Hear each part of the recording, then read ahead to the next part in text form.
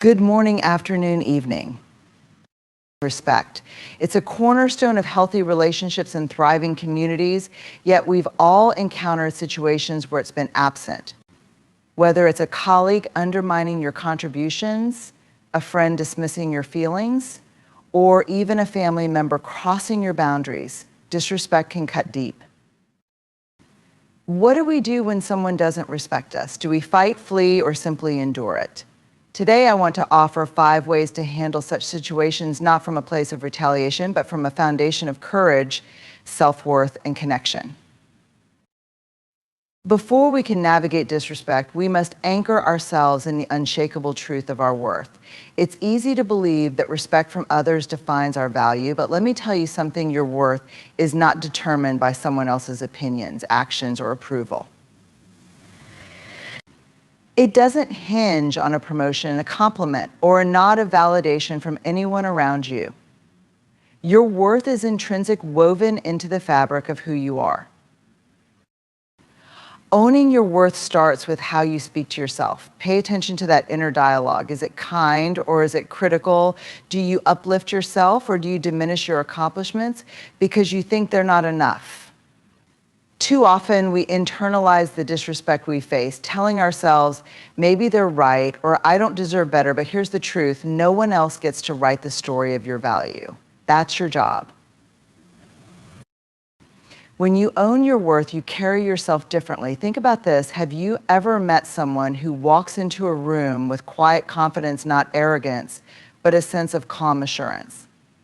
They're not looking for approval because they already know who they are. That's what owning your worth looks like. It's not about shouting your greatness to the world, it's about standing firmly in your truth, even when others can't see it. But let's be honest, owning your worth isn't always easy. We live in a world that often tries to tell us otherwise.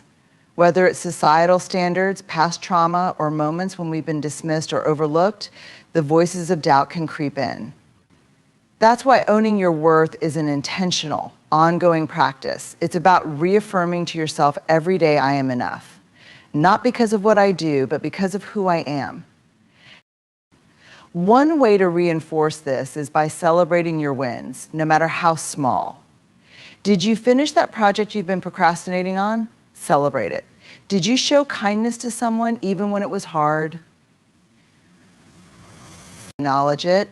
These moments remind you of your capabilities and the goodness you bring to the world. And here's a powerful exercise. Create a list of your strengths, qualities, and accomplishments. Not for anyone else, just for you. Write them down and revisit them whenever doubt creeps in. This isn't about ego, it's about truth. Finally, owning your worth means recognizing that you have the right to take up space. You have the right to express your needs, share your opinions, and exist unapologetically. You don't have to shrink yourself to make others comfortable. You don't have to downplay your strengths to fit in. When you own your worth, you give others permission to do the same. It's a quiet yet profound ripple effect. By showing up as someone who knows their value, you inspire others to see their own. And when you face disrespect, owning your worth becomes your shield. It reminds you that their behavior doesn't define you, it reflects where they are, not who you are. Owning your worth isn't a destination, it's a journey. But every step you take toward embracing it strengthens your ability to handle whatever comes your way. Setting boundaries is one of the most powerful acts of self-respect. It's not always easy, but it's necessary. Boundaries define where you end and someone else begins. They communicate your limits, your values, and what you will and will not tolerate. Without boundaries, we risk being overrun emotionally, mentally, and even physically by the demands and behaviors of others. But let's clear something up. Boundaries are not walls meant to isolate us. They are bridges meant to create healthier connections. A boundary says, I value our relationship enough to be honest about what I need to keep it strong. Without boundaries, relationships can become strained, filled with resentment, or even broken. So how do we set clear boundaries? It starts with understanding your own needs and values. Ask yourself, What behaviors or situations make me feel uncomfortable or disrespected? What do I need to feel safe, valued, and respected in my relationships? Where have I been saying yes when I really wanted to say no? The answers to these questions give you clarity about what boundaries you need. Once you know your boundaries, the next step is to communicate them. And this is where it can get challenging, especially if you're someone who's used to keeping the peace or avoiding conflict. When communicating boundaries, be direct but kind. For example, if someone speaks to you in a disrespectful tone, you might say, "I'd like to continue this conversation, but only if we can speak respectfully to each other." If a coworker constantly interrupts your personal time, you might say, "I value my downtime after work, so I won't be responding to emails past 6 p.m. Notice how these examples are firm but not aggressive. You're not attacking the other person, you're simply stating what you need. It's also important to remember that setting a boundary is not about controlling someone else's behavior, it's about protecting your own peace. You can't force someone to respect your boundaries, but you can decide how to respond if they don't. Here's the hard truth: not everyone will like your boundaries. Some people might push back, they might guilt trip you, get defensive, or even withdraw. This is especially true if you're setting boundaries with someone who has benefited from you not having any. But that's okay. Their reaction is not your responsibility. Your responsibility is to honor your needs and uphold your boundaries, even when it's uncomfortable. When someone violates your boundaries, follow through with consequences. For example, if you've told someone you won't tolerate being shouted at, and they shout at you, you might calmly say, "I'm stepping away from this conversation until we can speak calmly." By enforcing consequences, you teach others that your boundaries are serious, not just suggestions. Boundaries also require consistency. If you set a boundary one day but let it slide the next, you send mixed signals. People won't know where you stand, and you might find yourself frustrated or disrespected again. Consistency isn't always easy, but it's essential. And let's not forget, boundaries aren't just about saying no to others, they're also about saying yes to yourself. They create space for you to rest, recharge, and focus on what truly matters. They remind you that your time, energy, and well-being are precious. One of the greatest gifts of boundaries is that they attract the right people into your life. The people who truly care about you will respect your boundaries, even if it takes them a moment to adjust. And those who don't respect your boundaries, they're showing you who they are and giving you the opportunity to decide if they deserve a place in your life. Setting clear boundaries is an act of self-love. It's a way of saying to yourself, "I am worth protecting. My peace is worth prioritizing," and when you honor your boundaries, you set the tone for how others will honor you too. When someone disrespects us, our natural reaction is often rooted in one of two extremes: fight or flight.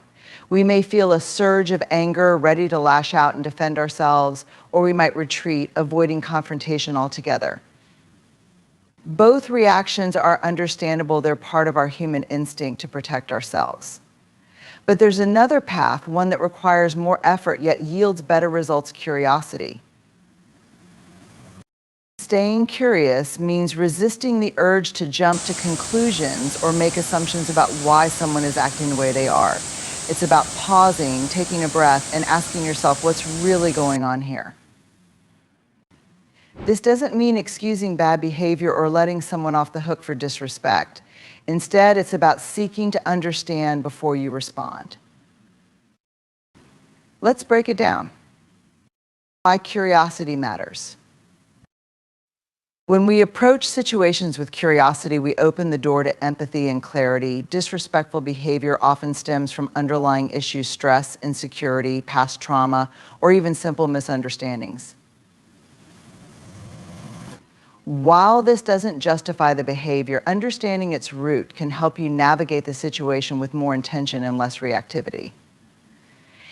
For example, a colleague who interrupts you during meetings might be struggling with their own need to feel heard. A friend who dismisses your feelings might be uncomfortable with vulnerability because of their own emotional barriers. By staying curious, you can start to see the bigger picture, which helps you respond in a way that's constructive rather than destructive. How to practice curiosity in the face of disrespect. Pause before reacting. When someone disrespects you, it's natural to feel a surge of emotion, anger, frustration, hurt. The key is to pause before you react. Take a deep breath and give yourself a moment to process. Ask yourself, what am I feeling right now? What do I want to say or do? Will this response help or hurt the situation? This moment of reflection can help you shift from a reactive mindset to a more intentional one. Ask open-ended questions. Instead of immediately confronting the person with accusations or assumptions, try asking questions that invite dialogue, for example. I noticed that you interrupted me earlier. Was there something you felt strongly about? You seemed upset when I shared my opinion. Can you help me understand what's on your mind? It feels like there's some tension between us. Is there something we need to address? These questions show that you're open to understanding their perspective, which can diffuse defensiveness and pave the way for a more productive conversation. Stay focused on behavior, not character. Curiosity helps us separate the behavior from the person. Instead of thinking they're so rude or they're just a disrespectful person, focus on the specific action. This shift allows you to address the issue without attacking their character, which can prevent the situation from escalating. Seek to understand, not to win. In moments of conflict, it's easy to fall into the trap of trying to win the argument or prove the other person wrong. But true resolution isn't about winning, it's about understanding. When you stay curious, you prioritize connection over being right. This approach often leads to solutions that both parties can feel good about. The benefits of curiosity. When you stay curious, you create space for dialogue, growth, and resolution. You may uncover insights that deepen your understanding of the other person, your relationship, and even yourself. Sometimes you might discover that the disrespect wasn't intentional at all, a misunderstanding or a moment of thoughtlessness that can be resolved with a simple conversation. But curiosity also has its limits. If someone consistently refuses to engage respectfully, even after you've sought to understand them, it may be a sign that the relationship needs reevaluation. Staying curious doesn't mean tolerating repeated disrespect. It means giving the situation a fair chance before deciding how to proceed. Curiosity as a strength. Choosing curiosity over combativeness takes strength and maturity. It requires you to set aside your ego, resist the urge to react impulsively, and prioritize connection over conflict. But the rewards are worth it: healthier relationships, greater emotional intelligence, and the peace of knowing that you handled the situation with integrity. Discomfort is an inevitable part of life, especially when it comes to relationships and boundaries. It shows up in moments when we need to speak up, have hard conversations, or say no to things that don't align with our values. Yet so many of us avoid discomfort at all costs. We bite our tongues, swallow our feelings, and tell ourselves it's not worth the trouble, but the truth is, avoiding discomfort often comes at a much greater cost: resentment. Resentment doesn't appear overnight. It builds slowly, one unspoken feeling at a time. It grows every time you say yes when you want to say no, every time you tolerate behavior that crosses your boundaries, and every time you silence your truth to keep the peace. Resentment is heavy, and carrying it can take a toll, not just on your relationships, but on your mental and emotional well-being. Choosing discomfort over resentment means facing those hard moments head-on. It means leaning into the uneasiness of being honest, even when it feels vulnerable or risky.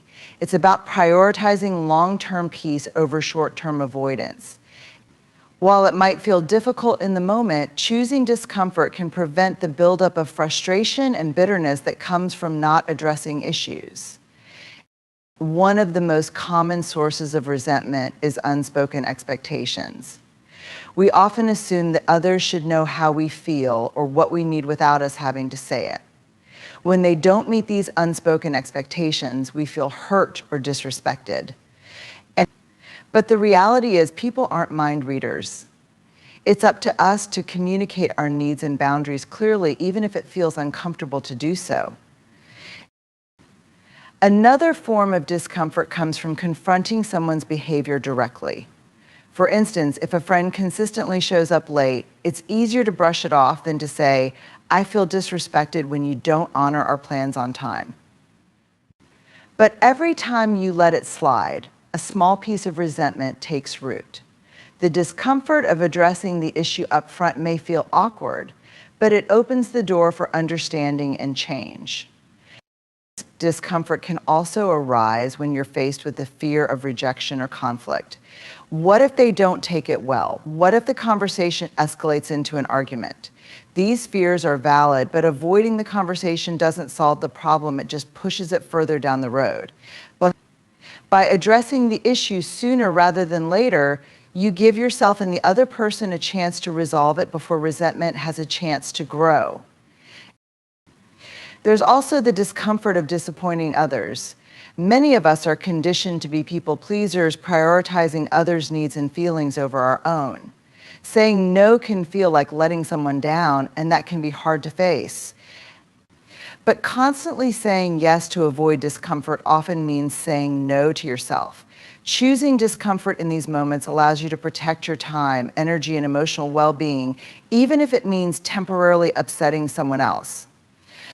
Choosing discomfort over resentment doesn't mean being harsh or confrontational. It's about approaching these moments with honesty and kindness. You can express your feelings without attacking the other person, and you can set boundaries without shutting people out. The key is to speak your truth in a way that invites understanding, not defensiveness. Discomfort is temporary. It might make your heart race or your palms sweat, but it passes.